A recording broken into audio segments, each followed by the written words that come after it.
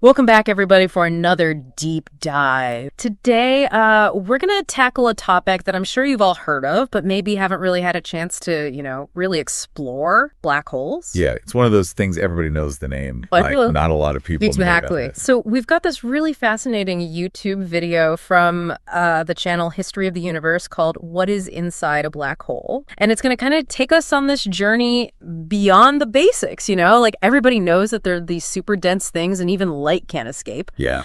But we're going to really go, beyond that to kind of see what makes black holes so fascinating and honestly kind of perplexing. Absolutely. Like potentially these things are keys to unlocking, the universe's biggest secrets. It's true. The more we learn about them, the more we realize they're not just these simple destructive objects. Right. They challenge our understanding of gravity, information, and maybe even reality itself. Right.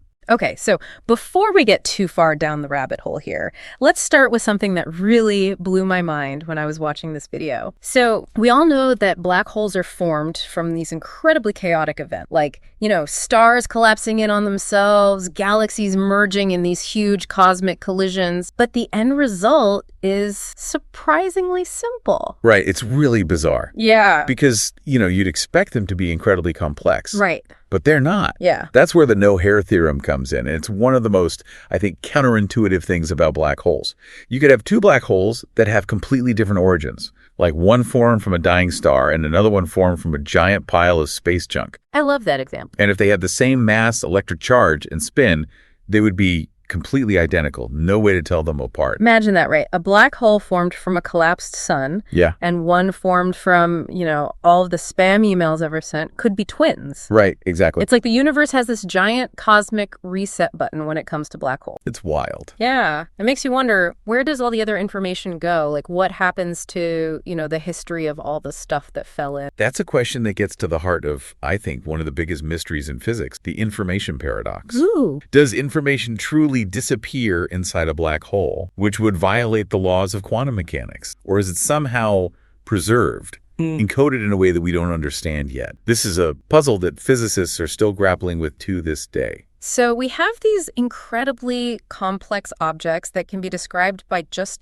3 numbers. Yeah. It's almost too neat and tidy, don't you think? Yeah, but a little suspicious. Yeah, it's like the universe is hiding from us. It certainly makes you wonder if we're missing a piece of the puzzle. But to appreciate how we got to this point, I think it's worth taking a quick trip back in time to see how our understanding of black holes has evolved over, centuries. Okay, let's fire up the time machine. Where are we headed first? So we're going way back to the 18th century, long before Einstein and his theories of relativity. We're going to go meet John Michell. Okay. An English natural philosopher who, believe it or not, predicted the existence of dark stars. Wait, hold on. We're talking about black holes being predicted back in the 1700s? Yeah, it might surprise you, but Michell, using just Newtonian physics and a lot of imagination, he deduced that if a star were massive and dense enough, its gravity could be so strong that even light couldn't escape. He even calculated the size such a star would need to be to have this effect. So he basically, came up with the concept of an escape velocity so high that nothing, not even light, could break free. Pretty much, yeah. That's pretty impressive for a time when people were still, figuring out basic electricity. It really shows that sometimes all you need is a bit of logical thinking and a willingness to push the boundaries of what's known, Of course, Mitchell's ideas were purely theoretical at the time. There was no way to observe such objects, and the concept of space-time curvature was still centuries away. So how did we go from these hypothetical dark stars to the black holes we know and, I guess, love today? Well, fast forward about 150 years to the early 20th century, and we have Albert Einstein shaking up the world of physics with his theory of general relativity. This is where things start to get really interesting, because Einstein's theory completely revolutionized our understanding of gravity. Okay, I have to admit, general relativity can be a bit intimidating. Can you give us a quick elevator pitch version? Sure. So imagine a bowling ball placed on a rubber sheet. Yeah. The bowling ball represents a massive object, like a star, and the rubber sheet represents space-time. The bowling ball curves the sheet, and this curvature is what we experience as gravity. Okay, I can visualize that. So the more massive the object, the more it curves space-time, and the stronger its gravitational pull. Exactly. Now, imagine a really, really massive object like a dying star collapsing in on itself. Okay. It creates such a deep well in space-time that nothing, not even light, can climb out. That's a black hole. Yeah, now that's an image that sticks with you. And it was Einstein's equations that made it possible to describe these objects mathematically, right? Yes, and one of the first people to actually do this was Karl Schwarzschild, a German physicist who incredibly solved these complex equations while serving on the front lines of World War I. Talk about dedication to science. I can barely focus on writing emails when there's construction going on outside. I know, right? Yeah. So Schwarzschild's solution described the geometry of space-time around a non-rotating, electrically neutral black hole. It introduced the concept of the event horizon, the point of no return, and the singularity at the center where space-time becomes infinitely curved. Our current laws of physics break down at that. So thanks to Schwarzschild, we went from these vague notions of dark stars to a precise mathematical description of black holes. Yes, but even with these theoretical breakthroughs, the scientific community was initially hesitant to embrace the idea of black holes. Yeah, I mean, they seemed too bizarre, too extreme, right? It took a few more decades and some key observational discoveries to solidify their place in the cosmic landscape. And this is where the story really takes off, right? But before we get to that, I think we need to take a quick break. Sounds good. All right, we'll be back in a flash. Don't go anywhere. All right, so where we left off, we were talking about how the scientific community was a bit hesitant to, really accept these ideas about black holes. Yeah, it's kind of funny to think about it now, right? Like, black holes are just part of how we understand the universe. It's true. But back then, it was a pretty wild concept. Right. But things started to change when observations started catching up to the theory. You see, around the same time that Schwarzschild was making those calculations in the trenches, astronomers were starting to see things in the sky that they couldn't quite explain. Things that would eventually point to the existence of black holes. Exactly. It started with the discovery of these incredibly powerful X-ray sources in binary star systems. So these systems, they consist of two stars orbiting each other. Right. And what astronomers were seeing was one star seemingly being consumed by an invisible companion. That sounds like a black hole to me. But how could they tell it was a black hole and not just, a really dim star? It's all about the math. Astronomers could measure the visible star's motion and use that information to calculate the mass of its invisible companion. Okay. And what they found was mind-boggling. These invisible objects were several times the mass of our sun, packed into a region much smaller than a single star. So way too massive to be a normal star or even a white dwarf or a neutron star. Exactly. The only explanation was a black hole. Precise. And one of the most famous examples of this is Cygnus X1, discovered in the 1960s. It was the first strong observational evidence for a black hole.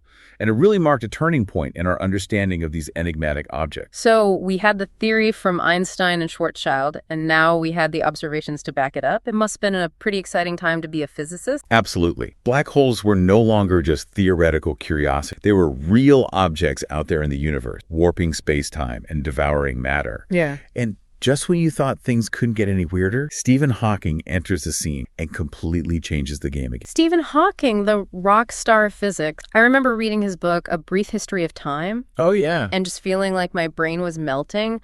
What did he bring to the table when it came to black holes? Well, in the 1970s, Hawking made a series of groundbreaking discoveries that fundamentally altered our understanding of black holes. You see, up until then, black holes were considered these ultimate cosmic prisons. Right. Yes. Nothing could escape them, not even light. Right. But Hawking realized that there was something else at play, something that had the potential to unlock the secrets hidden within these objects. I'm on the edge of my seat. What was it? Quantum mechanics, specifically the weird and wonderful world of quantum fluctuation. Hawking realized that even in the seemingly empty vacuum of space, particle-antiparticle pairs are constantly popping in and out of existence, borrowing energy from the universe, and then quickly annihilating each other. Okay, I'm following so far. It's like the universe is playing a constant game of cosmic hide-and-seek with these particles. Exactly. Now imagine this happening right at the edge of a black hole at the event horizon. What do you think might happen? Well, if one of those particles falls into the black hole and the other escape, wouldn't that mean something is actually leaving the black hole? You got it. That escaping particle becomes what we call Hawking radiation.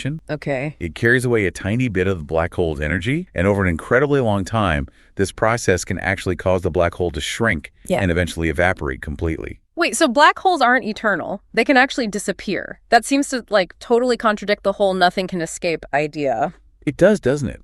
And that's what makes Hawking radiation so revolutionary. It means black holes aren't these static, unchanging objects. They're dynamic entities that interact with the quantum world. But here's where things get even more mind-boggling. Remember the information paradox we talked about earlier? Yeah. The question of what happens to all the information that falls into a black hole? Yes, it's like the universe's biggest cosmic mystery. Well, Hawking radiation threw a major wrench into the works. Uh-oh. If black holes evaporate completely, where does all that information go? Does it just vanish, violating the fundamental laws of physics? Or is it somehow encoded in the Hawking radiation itself? Now, that's a question I don't even know where to begin answering. It's like trying to figure out what happens to a book after it's been thrown into a bonfire.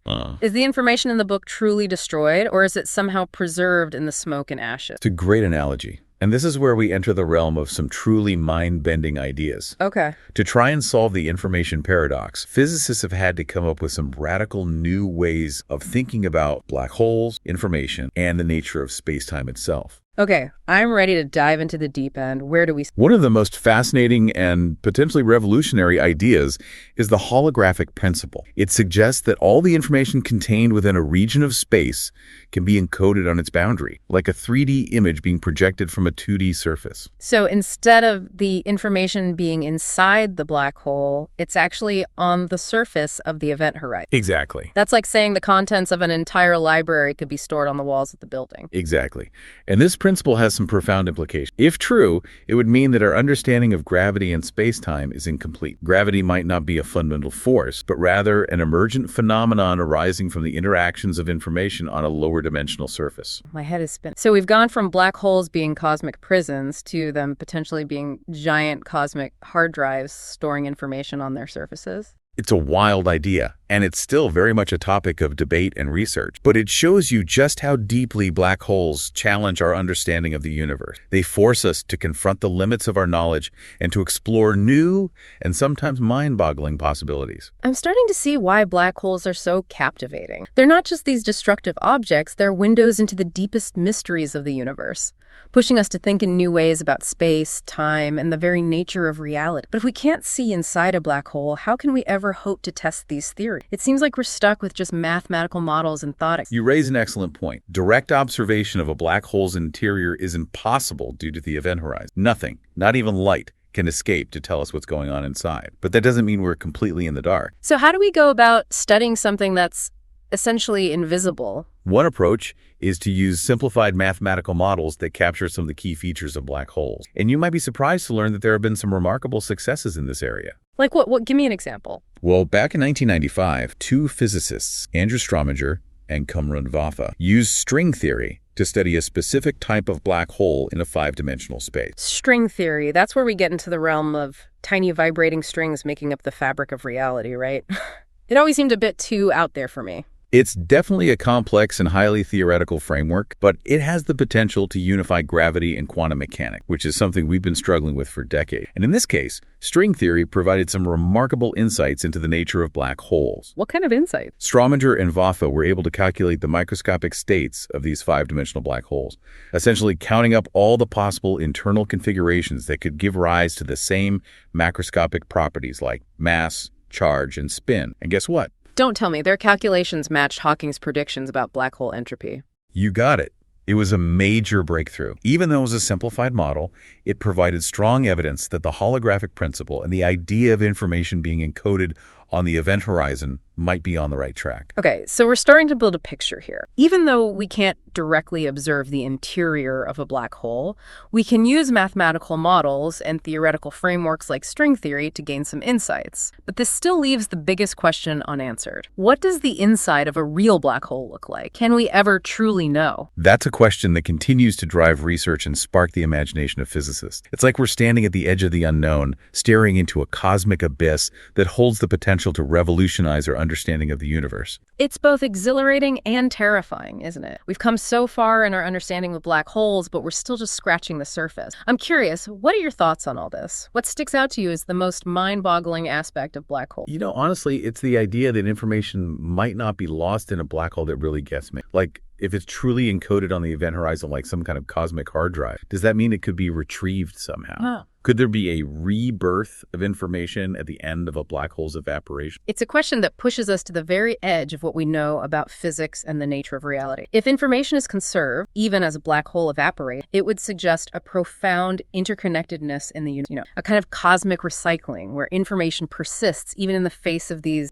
seemingly all-consuming objects. Yeah, it's almost like a whisper of something beyond the black hole's event horizon. Hint that maybe, just maybe, there's more to the story than we can currently grasp. And that's what makes black holes so captivating, isn't it? They're not just objects out there in space. They're laboratories for testing our most fundamental theories about the universe. They force us to confront the limits of our knowledge and to imagine new possibilities. Well, this deep dive has been a wild ride. We've gone from 18th century predictions of dark stars to mind-bending concepts like Hawking radiation, the holographic principle, and the potential for information to be encoded on the surface of a black hole. It's enough to make your head. But it's that sense of wonder and mystery that keeps us exploring, right? The universe is full of surprises, and black holes are some of the biggest and most fascinating puzzles we've encountered. I have to admit, I started this deep dive with a lot of questions, and I'm leaving with even more, but, they're not the kind of questions that leave you feeling frustrated. They're the kind that make you want to learn more, to keep digging deeper, to unravel the mysteries of the cosmos. And that's the beauty of science, isn't it? It's not about having all the answers. It's about embracing the unknown and constantly pushing the boundaries of what we know. Yeah. Well, I think we've done some serious pushing today. This has been a truly mind-expanding deep dive into the enigmatic world of black holes. It's been a pleasure. I hope you've enjoyed the journey as much as I have. Remember, there's always more to explore, more to learn, more to discover. Keep looking up, keep questioning, and who knows what other wonders await us out there in the vast expanse of the universe. Thanks for joining us on this deep dive, and until next time, keep exploring the cosmos.